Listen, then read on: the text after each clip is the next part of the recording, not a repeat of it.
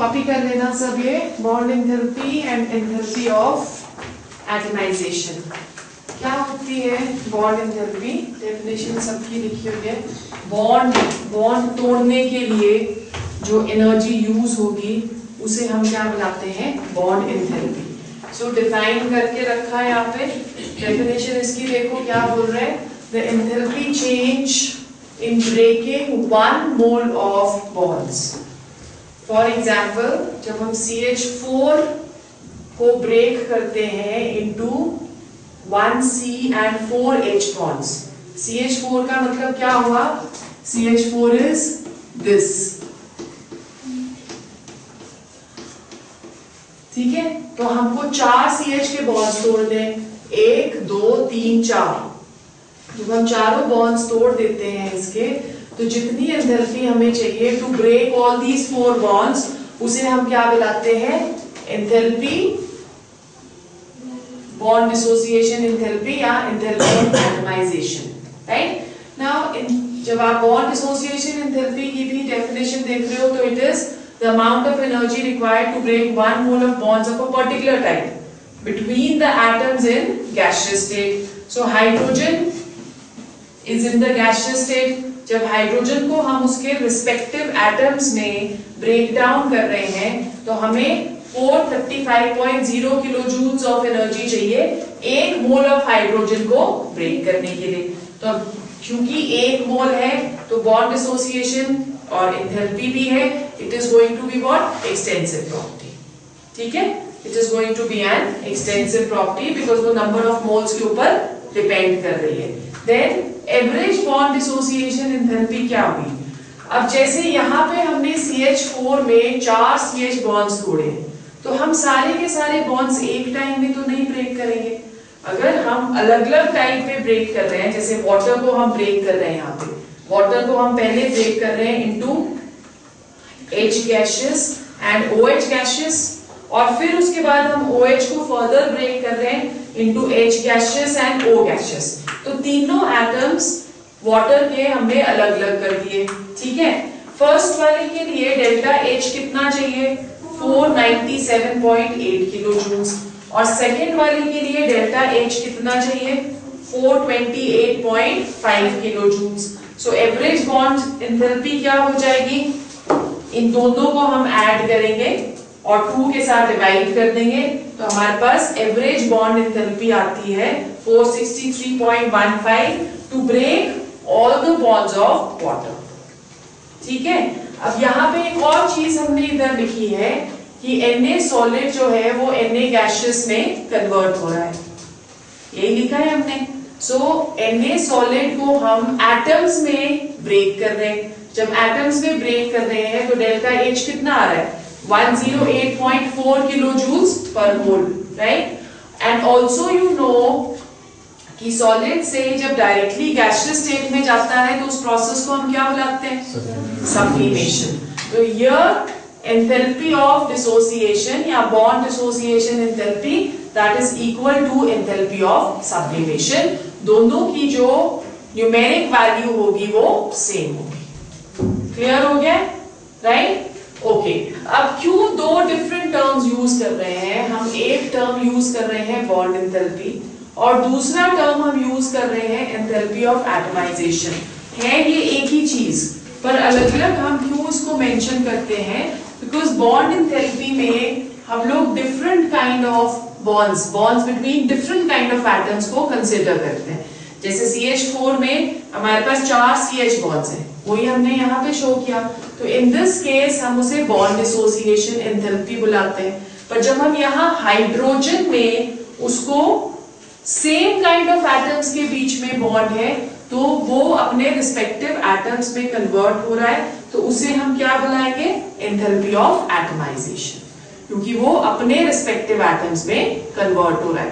तो अगर हम same kind of atoms, homo atomic molecules जिसको हम बुलाते हैं, तो अगर हम होमो एटॉमिक मॉलिक्यूल्स कंसिडर कर रहे हैं तो उसे हम क्या बुला रहे हैं? We are calling it as enthalpy of atomisation.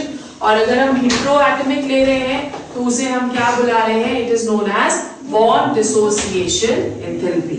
Also एक चीज इसमें नोटिस करो, जो हमने न्यूमेरिक वैल्यूज सब में दी हुई है, जैसे यहाँ पे हमने 1665 दिया है, यहाँ पे हमने 108.4 दिया है, यहाँ पे हमने 435 दिया है. In all the cases, delta H is said to be positive. So bond dissociation energy is always positive. Why? Because it is the amount of energy required. किसी चीज को ब्रेक करने के लिए हमें एनर्जी उसको प्रोवाइड करनी पड़ेगी. तो it is the amount of energy required to break one mole of bonds. तो बॉन्ड डिसोसिएशन एंथैल्पी जो होती है वो हमेशा पॉजिटिव होती है. राइट? सो क्या क्या चीजें हमने इस टॉपिक में करी? Enthalpy of atomization, same kind of atoms. Bond dissociation enthalpy, different kind of atoms. Bond dissociation enthalpy is always positive. और जब हम सॉलिड से गैसियस की तरफ को जा रहे हैं, then the bond dissociation enthalpy या enthalpy of atomization that is equal to enthalpy of sublimation. ठीक है? And most important, it is an extensive property. अब bond dissociation enthalpy की application क्या है? क्यों हमें इसकी जरूरत पड़ती है? So let's see क्या application है इसकी bond dissociation enthalpy की. Bond dissociation enthalpy होती है that is used to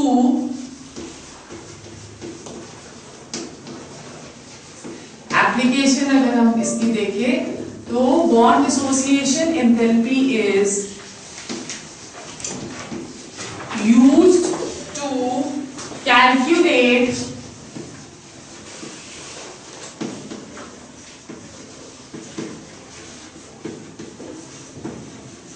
calculate enthalpy of reaction.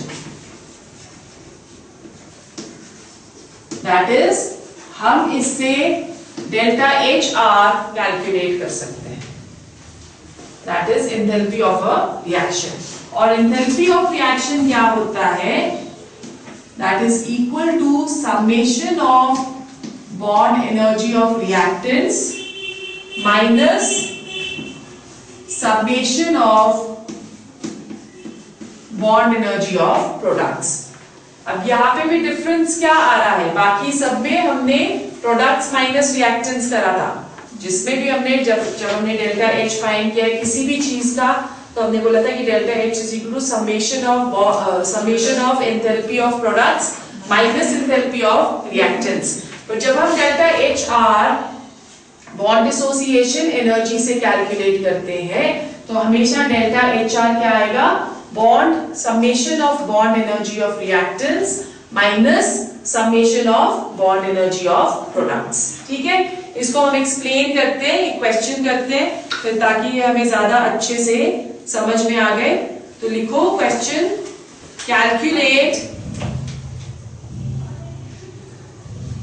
The enthalpy change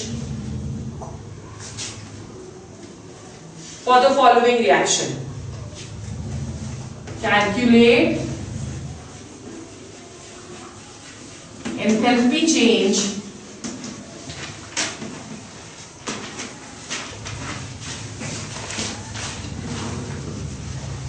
for the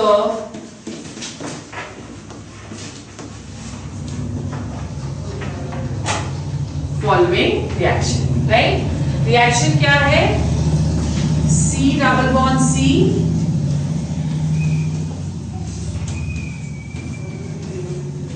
ये आ गया ethylene plus 3 O double bond O to give 2 O double bond C double bond O plus 2 HOH. अब इस वाले question को हमने इस तरह से क्यों लिखा है? ये हमें बॉन्ड्स बता रहा है इस क्वेश्चन में कि जब हम C2H4 ले रहे हैं तो उसमें एक C डबल बॉन्ड C है और 4 CH के बॉन्ड्स हैं. लिख रहा है ना? 1 2 3 4 हमारे पास CH के बॉन्ड्स हैं. उसी तरह से यहाँ पे 3 हमारे पास O डबल बॉन्ड O है, यहाँ पे C डबल बॉन्ड O एक, C डबल बॉन्ड O दूसरा, और 2 into 2 is 4 C double bond O है और 2HOH पे 1 2 2 into 2 is 4 we have what OH bonds। इसमें जब हम आगे देखेंगे तो हम देखते हैं कि हमें पूरे के पूरे जो क्वेश्चंस हैं वो दिए हुए, मतलब सबकी बॉन्ड एनर्जीज जो है that has been given to us in the question, right? So let's see कैसे हमको इसे देखना है। डाटा देखो पहले। The data given to us is bond enthalpy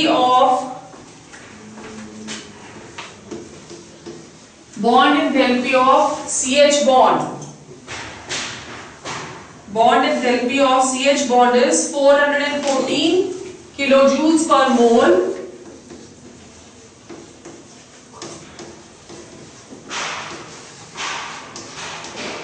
ठीक है कि C और H को ब्रेक करने के लिए हमें कितनी एनर्जी चाहिए 414 किलोजूल्स पर मोल। सेकेंड जो हमें दिया है data that is O double bond O का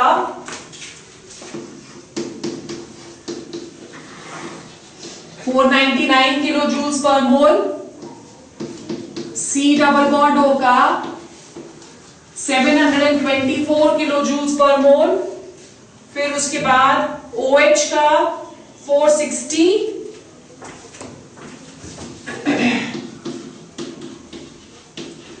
एंड लास्ट जो दिया है that is C double bond C 619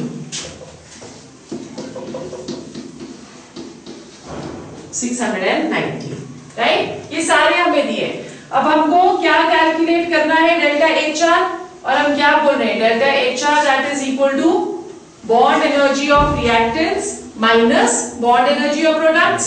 ठीक है, लेट्स गो। यहाँ पे करते हैं हम लोग delta HR calculate summation of bond energy of reactants. Reactants में पहले यहाँ देखो, बाद में कॉपी करना। CH बॉन्ड्स कितने हैं 1 2 3 4 CH बॉन्ड्स है। CH बॉन्ड, एक CH बॉन्ड को ब्रेक करने के लिए हमको कितनी एनर्जी चाहिए 414। तो 4 को ब्रेक करने के लिए कितनी चाहिए होगी 4 into 414। सो 4 into 14, ठीक है, plus C double bond C भी है इसमें एक, तो C डबल बॉन्ड C के लिए कितना है 619 आ गया, प्लस 619 प्लस एक रिएक्टेंट और है O double bond O double bond O के लिए कितना चाहिए 499, और कितनी O डबल बॉन्ड O है 3, सो 3 into ये हो गए हमारे रिएक्टेंट्स। ठीक है, अब माइनस हमको समेशन ऑफ प्रोडक्ट्स करने हैं, तो minus summation of products C double bond O कितने हुए 4 1 2 4 into C double bond O कितना है 724, सो 4 into 724 प्लस 4 OH बॉन्ड, सो OH का कितना है 460 प्लस 4 into 460। ठीक है, अब इसे हम इजीली कैलकुलेट कर सकते हैं। तो ये हमारा जब कैलकुलेट हम इसे करेंगे तो this comes to minus 964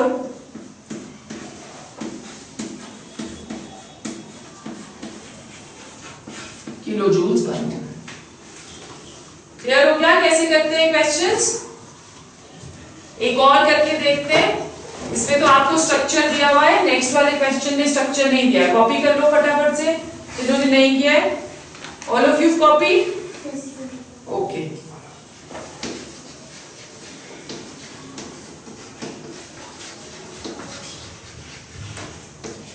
Propane has a structure CH3, CH2, CH3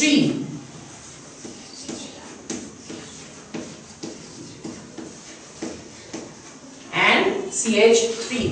ठीक है, calculate the enthalpy change for the reaction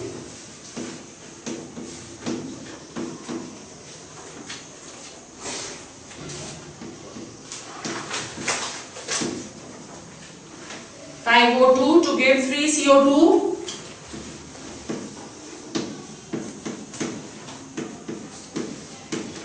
plus 4H2। ठीक है, डाटा देखिए हमें क्या दिया है, इन्होंने दिया है CC bond 347 किलोजूल्स per mole, right. उसके बाद दिया है CH is 414 O double bond O 498, O double bond O is 498, C double bond O is 741, ठीक है, और फिर OH is 464।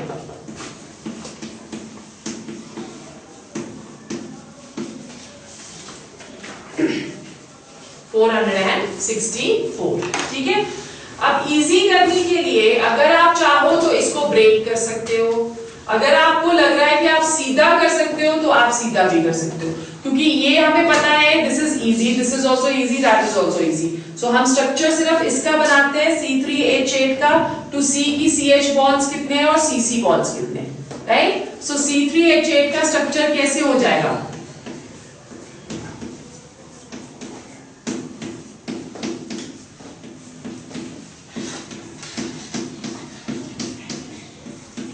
this is the structure of C3H8. Delta HR, summation of bond enthalpy of reactants minus summation of bond enthalpy of products, ठीक है। reactants में हमारे पास सबसे पहले CH bonds कैलकुलेट करो, कितने 1 2 3 4 5 6 7 8 CH bonds। So 8 into CH bond का data कितना दिया है 414 414 प्लस CC bonds कितने हैं 1 and 2, so 2 into कितना दिया है 347। So we get over with C3H2। अब नेक्स्ट रिएक्टेंट कौन सा है, ऑक्सीजन। ऑक्सीजन का कितना दिया है हमें 498 और कितने हैं 5, हाँ, सो प्लस 5 into 498। रिएक्टेंट्स खत्म हो गए, प्रोडक्ट्स पे चलते हैं, minus 3 into 2, C double bond O का 2 बॉन्ड हो गए ना इसमें, C double bond O double bond O, so 1 and 2 और 3 है ये, सो 3 2 are 6, 6 into C double bond O 741, ठीक है, प्लस HOH कितने हो गए, 2 इसमें है, 2 4 8 into OH is 8 into 464, right? Then we can calculate. So जब हम इसको कैलकुलेट करेंगे तो इसकी जो बॉन्ड एंथैल्पी है that comes to -1662, sorry delta H reaction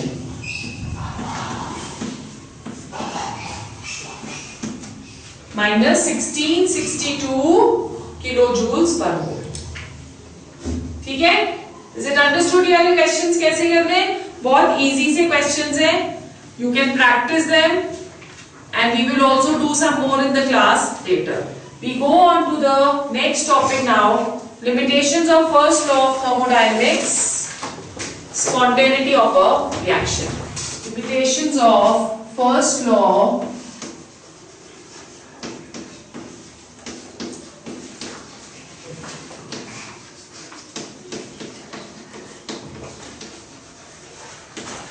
of thermodynamics.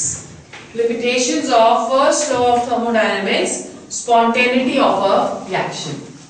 Spontaneity of a reaction. क्या बोलता है फर्स्ट लॉ ऑफ थर्मोडायनेमिक्स, हम ऑलरेडी कर चुके हैं। क्या बोलता है first law of thermodynamics, energy can neither be created nor destroyed, it can only change from one form to another. और जब शुरू किया था ये चैप्टर तो हमने बोला था कि अगर सिस्टम लूज कर रहा है एनर्जी सराउंडिंग्स को तो रिएक्शन हमारी एक्सोथर्मिक है, और जब सराउंडिंग सिस्टम को एनर्जी दे रहा है, तो रिएक्शंस एंडोथर्मिक है। तो फर्स्ट लॉ ऑफ थर्मोडायनेमिक्स हमें सिर्फ इतना सा बताता है कि एनर्जी चेंज हो रही है सिस्टम और सराउंडिंग्स के बीच में। बाकी तो हमें कोई कुछ भी नहीं बताता कि रिएक्शन क्यों फॉरवर्ड डायरेक्शन में जाती है या रिएक्शन क्यों एक पर्टिकुलर डायरेक्शन की तरफ को अपने आप ही चलने लग जाती है। जैसे फॉर एग्जांपल हमने एक चाय का कप रखा है गर्म, तो वो अपने आप से ठंडा होता है, अपने आप ही ठंडा होता है ना, वो हीट लूज कर रहा है टू द सराउंडिंग। क्या कभी भी चाय का कप अपने आप गर्म हो सकता है? नहीं हो सकता। तो क्या एक ऐसी चीज है जो उस चाय के कप को ठंडा तो होने दे रही है अपने आप, पर वो उसको अपने आप गर्म नहीं होने दे रही है? वो हमें फर्स्ट लॉ ऑफ थर्मोडायनेमिक्स नहीं बताता। ठीक है। सेकेंडली, अगर हमारे हाथ में एक बॉल है और वो बॉल हमारे हाथ से छूट जाएगी, तो वो ऑटोमेटिकली नीचे की तरफ को गिरेगी, ऊपर की तरफ को तो नहीं जाती ना, अनटिल अनलेस हम उसके ऊपर वर्क करते हैं। तो हमें कुछ रिएक्शंस जो है उनके ऊपर वर्क करना पड़ता है, और कुछ रिएक्शंस हम देखते हैं अपने आप ही हो जाती है। आइस आप बाहर निकाल के रखोगे फ्रिज से, तो खुद से मेल्ट होगी, पर वो खुद से फ्रीज नहीं हो सकती, खुद से आइस तो नहीं बन सकती ना वाटर से, राइट। सो ये हमें सेकेंड लॉ ऑफ थर्मोडायनेमिक्स बताता है, which is known as spontaneity of a reaction। spontaneity का मतलब क्या हुआ? that those reactions जो अपने आप से प्रोग्रेस कर रही है, उन्हें हम spontaneous reactions बुलाते हैं। तो ये सारे के सारे जो हमने एग्जांपल्स करे, आप सीढ़ी से बॉल नीचे फेंकोगे तो बॉल गिरता जाएगा और अल्टीमेटली जाके लास्ट सीढ़ी के पास जाके वो रुकेगा। जितनी उसको काइनेटिक एनर्जी चाहिए, जितने फोर्स से वो गिर रहा है, उतनी काइनेटिक एनर्जी के अकॉर्डिंगली वो चलता रहेगा, but ultimately it will stop if it is a level. ठीक है। So that is also what? A spontaneous reaction. और एग्जाम्पल कोई ध्यान आता है स्पॉन्टेनियस रिएक्शन का आपको, जो खुद से हो रही है? पानी आपने रखा है, वो खुद से इवेपोरेट हो रहा है, वो भी एक स्पॉन्टेनियस रिएक्शन है। हम उसको इवेपोरेट नहीं कर रहे, चाहे वो धीरे इवेपोरेट होए, चाहे वो लेट से इवेपोरेट होए, वो टेम्परेचर के ऊपर डिपेंड करता है, पर वो इवेपोरेट जरूर होगा। ठीक है। और कोई एग्जांपल?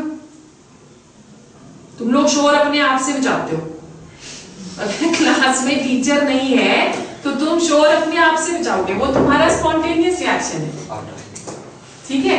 अगर क्लास में टीचर नहीं है तो चीटिंग करने के लिए भी तुम्हारी स्पॉन्टेनिटी बहुत ज्यादा है, वो भी एक स्पॉन्टेनियस रिएक्शन है, वो खुद होता है, कोई करके नहीं बोलता, नेचुरल है, that is a natural phenomena. So ये सारे के सारे जो है that is natural, it happens on their own. अब क्वेश्चन क्या आया कि क्या एक ऐसी ड्राइविंग फोर्स है जो इन सारे रिएक्शंस को स्पॉन्टेनियस कर रही है? What is the driving force behind spontaneity of a reaction?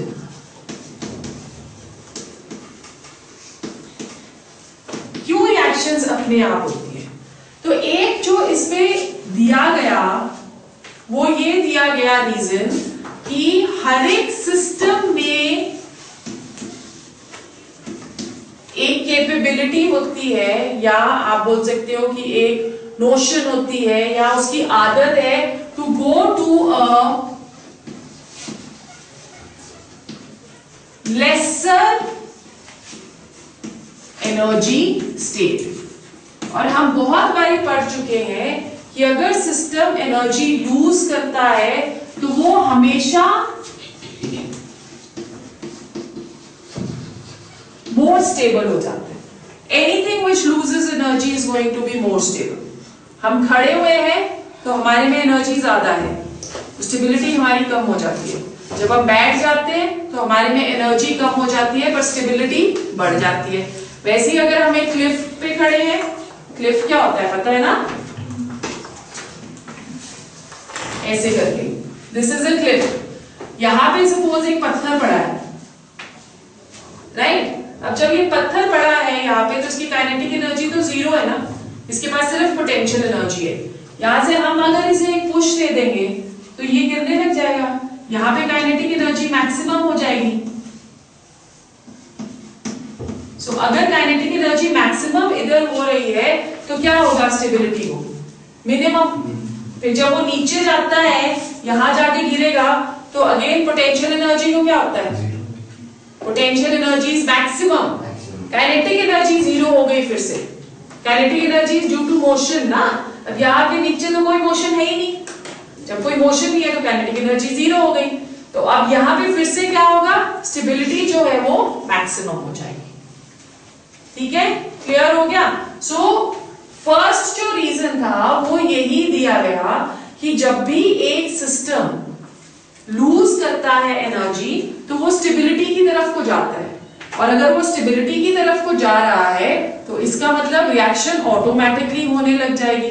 तो इसके बेसिस पे कहा गया कि सारे exothermic reactions they are spontaneous, all exothermic reactions are spontaneous. अब एक्सोथर्मिक रिएक्शंस में या स्पॉन्टेनियस रिएक्शंस में भी दो तरह के एग्जांपल्स हम कर सकते हैं। First example, those reactions where no initiation is required.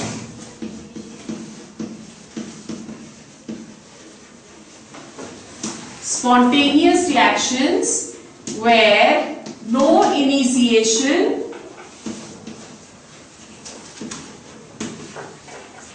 is required. Initiation का मतलब हम कुछ भी नहीं कर रहे हैं, ये रिएक्शंस अपने आप ही होती जा रही है। जैसे आप शुगर डालते हो पानी के अंदर, वो खुद ही डिसॉल्व होने लग जाएगा। सॉल्ट डालोगे वो भी खुद ही डिसॉल्व होने लग जाएगा। चाय का कप रखा है वो खुद ही ठंडा हो रहा है। तो ये सारी रिएक्शंस में हमारी कोई इसमें हेल्प नहीं है, वो रिएक्शंस अपने आप से हो रही है। सेकेंड टाइप ऑफ रिएक्शंस जो होती हैं वो होती है स्पॉन्टेनियस रिएक्शंस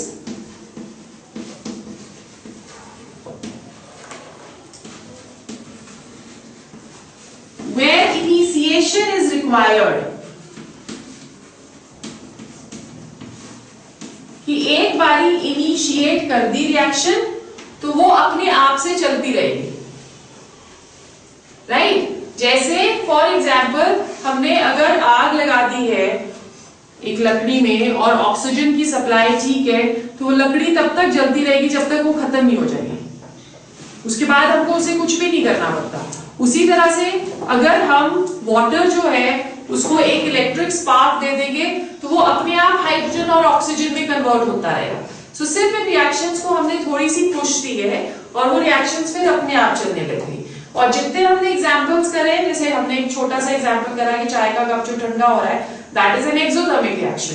तो वो पहले ही बोल दिया कि सारे एक्सोथर्मिक रिएक्शंस जो है वो स्पॉन्टेनियस है। जब हम वुड को बर्न कर रहे हैं तो हम क्या कर रहे हैं, इनिशिएट कर रहे हैं उस रिएक्शन को, तो वो हीट दे रही है हमें। Again delta H in that case is going to be negative, तो डेल्टा एच जब नेगेटिव हो गया तो रिएक्शन एक्सोथर्मिक हो गई and the reaction is spontaneous, right. अब एक्सोथर्मिक रिएक्शंस की तो एक्सप्लेनेशन हो गई, but it was seen that many endothermic reactions were also spontaneous. तो उसके लिए क्या रीजन दिया गया वो देखते हैं। Were few reactions which were endothermic still spontaneous,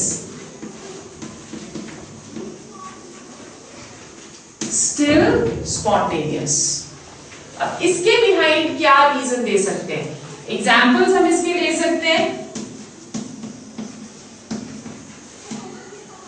ice being converted into liquid water, ठीक है, water being converted into vapour. इस रिएक्शन का डेल्टा एच भी पॉजिटिव है, इस रिएक्शन का डेल्टा एच भी पॉजिटिव है, ओके। तो अब क्वेश्चन ये आया कि अगर एंडोथर्मिक में तो सिस्टम एनर्जी एब्सॉर्ब कर रहा है, हायर एनर्जी स्टेट में जा रहा है, तो फिर क्यों ये रिएक्शंस स्पॉन्टेनियस है? क्या रीजन दिख सकता है इसमें? इसमें ये रीजन दिया गया कि आइस में जो मॉलिक्यूल्स हैं वो बहुत ऑर्डरली अरेंज्ड हैं। सॉलिड में हमें पता है बहुत ऑर्डरली अरेंज्ड होते हैं मॉलिक्यूल्स, जब वो लिक्विड में जाते हैं तो वो जो ऑर्डर्ड अरेंजमेंट है वो खराब हो जाता है, ठीक है, डिसऑर्डर आ जाएगा उसके अंदर। उसी तरह से जब लिक्विड वेपर में जाएगा तो और डिसऑर्डर आ जाएगा, और इस डिसऑर्डर को हम नाम क्या देते हैं, दैट इज नोन एज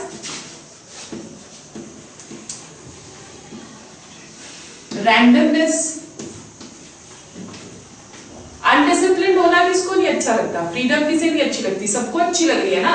जब आइस में वो बहुत ही ज्यादा एक दूसरे के साथ बाइंड है, ना हिल सकते हैं ना डुल सकते हैं, तो जब उनको मौका मिलेगा कि वो हिल डुल लें तो ऑब्वियसली वो लिक्विड स्टेट में जाना पसंद करेंगे, इजंट इट। उसी तरह से लिक्विड स्टेट से वेपर स्टेट में जो रैंडमनेस है या डिसऑर्डरनेस है वो और ज्यादा इंक्रीज हो जाती है, तो वो इसमें भी जाना पसंद करेंगे। जब स्कूल की छुट्टी होती है तो क्या देखते हो आप, सारे भाग रहे हैं, इधर उधर तितर बितर हो रहे हैं सब लोग। क्यों? क्योंकि उनको फ्रीडम, सुबह 8 बजे से 3 बजे तक या 10 बजे से 4 बजे तक आप स्कूल में हो, तो उस वक्त आप डिसिप्लिन हो, क्लास में बैठे हो, जैसे अभी बैठे हो तो आप बहुत डिसिप्लिन हो, अपनी अपनी सीट में बैठे हो, सुन रहे हो टीचर क्या बोल रही है।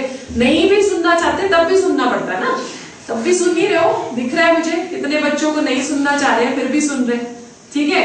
पर अगर जैसे ही छुट्टी होगी, अभी क्लास ओवर होगी, मैं बोलूंगी कि चलो आज यहीं तक करते हैं हम, तो 1 मिनट में सारे बेंचेस भी हिलने लग जाते हैं और तुम क्या हो जाते हो, अनडिसिप्लिन, इनडिसिप्लिन हो जाते हो, डिसऑर्डरली हो जाते हो, बिकॉज वो आपको अच्छा लग रहा है, तो वो यहाँ पे भी अच्छा लग रहा है। सो सेकेंड जो रीजन दिया गया for spontaneity of a reaction वो यही था कि डिसऑर्डर होना सबको अच्छा लगता है, तो इसलिए ऑल दोज जिसमें रैंडमनेस इंक्रीज होगी या डिसऑर्डरनेस इंक्रीज होगी, वो सारे रिएक्शन क्या होंगे, they all are going to be spontaneous. So we have to this thing, number 1 all exothermic reactions जिसमें energy is lost, all those they are spontaneous because on losing of energy they get extra stability. Second, अगर randomness increase हो रहा है या disorder increase हो रहा है, तो in that case also spontaneity of a reaction that is going to increase. ठीक है, समझ आ गया यहाँ तक? अब इस randomness या disorder को हम क्या बुलाते हैं? This is known as entropy of a system. ठीक है, इस randomness को यहाँ disorderness को हम क्या बुलाएंगे? Entropy of a system. So let's see क्या है ये नया term. New term is entropy. And let's also understand the relationship between entropy and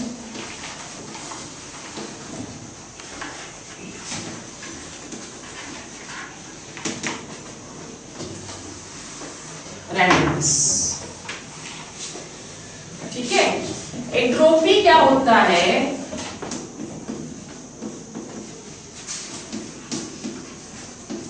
entropy is the degree of measurement, degree of measurement of randomness or disorder of a system.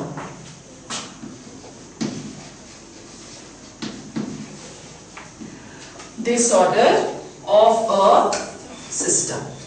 ठीक है, entropy को हम denote करते हैं by capital S. Entropy is an extensive property and is a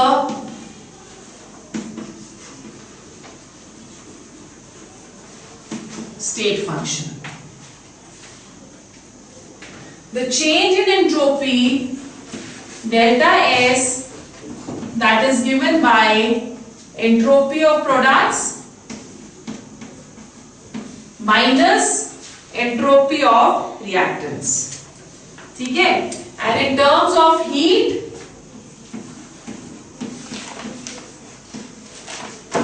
delta S is equal to Q reversible upon temperature. ठीक है, Q reversible हम लोग इससे क्यों ले रहे हैं? Because this expression is taken for a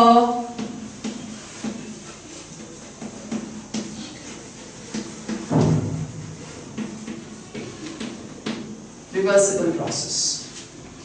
अब अब कैसे एंट्रोपी हीट के साथ आप बोल सकते हो रिलेटेड है। जब भी हीट इंक्रीज होगी तो क्या होगा, जो मॉलिक्यूल्स हैं उनकी काइनेटिक एनर्जी भी इंक्रीज होगी, और अगर उनकी काइनेटिक एनर्जी इंक्रीज होगी तो वो क्या करेंगे, तेज तेज हिलने लग जाएंगे। जब वो तेज तेज हिलेंगे तो रैंडमनेस इंक्रीज हो जाएगी, और रैंडमनेस इंक्रीज होगी तो डेल्टा एस भी इंक्रीज हो जाएगा। ठीक है, अब अगर हम टेम्परेचर के साथ एंट्रोपी का रिलेशन देखें तो इनवर्सली प्रोपोर्शनल बोल रहा है। तो इसका मतलब हुआ कि अगर हम लो टेम्परेचर पे हीट सप्लाई करते रहेंगे, लो टेम्परेचर पे अगर हम हीट सप्लाई करते रहेंगे तो डिग्री ऑफ रैंडमनेस जो है वो इंक्रीज हो जाएगी और एंट्रोपी भी इंक्रीज हो जाएगी। तो बेस्ट इफेक्ट जो इंक्रीज इन एंट्रोपी का आता है that is on increasing the heat at low temperature and not at high temperature. Extensive property है, एक्सटेंसिव प्रॉपर्टी का मतलब क्या हुआ, it depends upon the mass or number of moles, and secondly we are saying it is a state function। तो state function का मतलब क्या हुआ, it is independent of the mass and will only depend upon the initial and the final state of a system, right? अब जब हम units इसके देखेंगे तो यूनिट्स क्या हो गए, हीट के यूनिट्स क्या होते हैं वैशाली, हीट के यूनिट्स क्या होते हैं,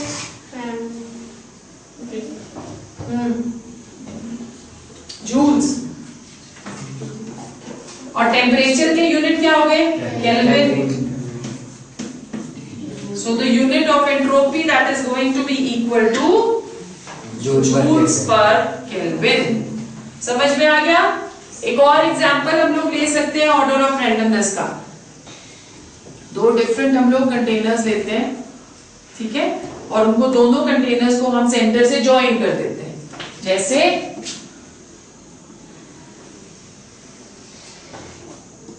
एक हमने राउंड बॉटम फ्लास्क ये ले लिया, एक राउंड बॉटम फ्लास्क ये ले लिया, दोनों को हम गैसेस से फिल कर देंगे और दोनों को हम कनेक्ट भी कर देंगे। यहां पे हम एक कलरलेस गैस ले लेते हैं, कोई भी हीलियम, यहां पे हम एक कलर्ड गैस ले लेते हैं, nitrogen dioxide. Nitrogen dioxide is a brown gas and helium जो है that is a colourless gas. थोड़ी देर के बाद हम क्या देखेंगे, नाइट्रोजन डाइऑक्साइड की जो ब्राउन कलर है वो हमें इधर भी ब्राउन नजर आ रहा है इस वाले कंटेनर में जो कि पहले कलरलेस था, और इधर भी ब्राउन नजर आ रहा है। तो मतलब कि नाइट्रोजन और हीलियम जो है वो आपस में इंटरमिक्स हो गई है गैसेस। जो कलर की इंटेंसिटी होती है, ब्राउन कलर की इंटेंसिटी, वो दोनों में कम दिखेगी और वो गैसेस मिक्स होती रहती है जब तक दोनों में हीलियम ए और बी में हीलियम और नाइट्रोजन डाइऑक्साइड का जो कंटेंट है वो सेम ना हो जाए। और इस पॉइंट को हम क्या बुलाते हैं, जब सेम हो जाएगा, जो हमने नेक्स्ट चैप्टर करना है, that is equilibrium, right. So this is another example of randomness. Clear हो गया, ठीक है। For any reaction to be spontaneous,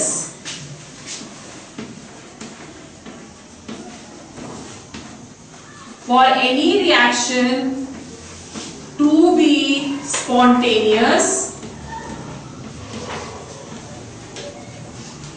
delta S should always be positive। अगर डेल्टा S नेगेटिव होगा तो रिएक्शन स्पॉन्टेनियस नहीं होगी, it is going to be non spontaneous. अगर डेल्टा एस पॉजिटिव होगा तो रिएक्शन स्पॉन्टेनियस होगी, और अगर डेल्टा एस की वैल्यू 0 आती है तो इसका मतलब सिस्टम और surroundings both are at equilibrium. Why? Because हमने यहाँ पे बोला कि delta S is equal to S products minus S surroundings. तो अगर इक्विलिब्रियम होगा तो entropy of products will become equal to entropy of reactants. अगर ये दोनों टर्म्स इक्वल हो जाएंगे तो डेल्टा एस क्या आ जाएगा? जीरो। सो नेगेटिव एंट्रोपी का मतलब reaction is non spontaneous, positive entropy का मतलब रिएक्शन इज स्पॉन्टेनियस, और जीरो का मतलब रिएक्शन इज एट इक्विलिब्रियम। ठीक है, सो कैरेक्टरिस्टिक्स एंट्रोपी की हम लिख सकते हैं, वी हैव ऑलरेडी रिटन, एक बार देखो। Number 1, entropy is extensive property, already done. Number 2, it is a state function, already done. Number 3, change in entropy, अच्छा ये नहीं लिखा आपने, change in entropy for a cyclic process is always zero। ये भी समझ में आ रहा है ना, जब हम साइकिल में जा रहे हैं तो S products minus S reactant zero ही हो जाएगा। So entropy अगर for a cyclic process is always zero, ठीक है। And total entropy, ये एक और लिखो, total entropy change delta S जो है that is equal to delta S system plus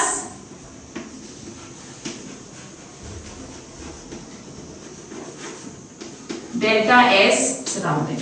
total entropy of the universe that is equal to delta S system plus delta S surrounding. Clear? और irreversible process अगर हम ले रहे हैं तो delta S for irreversible process that is equal to या you can say कि it is greater than zero. वही आ गया कि delta S that is going to be positive. अगर जीरो से ज्यादा होगा तो वो क्या होगा? It is going to be positive. Now depending upon कि कौन सी स्टेट में, कौन सी स्टेट से कौन सी स्टेट में जा रहा है, जैसे सॉलिड से लिक्विड में जाएगा, तो टाइप्स ऑफ एंट्रोपीज हम करेंगे during phase transition. Entropy changes during phase transition. The first entropy that is known as entropy of fusion. क्या होती है entropy of fusion? It is defined as the entropy change when one mole of solid changes into liquid.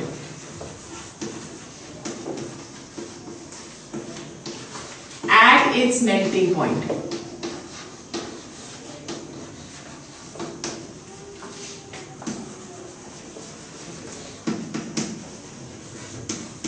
Right? So अगर हमको इसके questions आ गए कि delta S calculate करो for fusion, तो डेल्टा एस फ्यूजन हम कैसे कैलकुलेट करेंगे?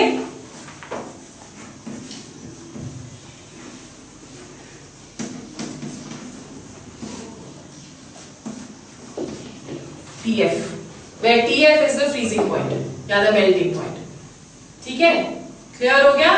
उसी तरह से सेकेंड आ गया entropy of vaporization। हाँ,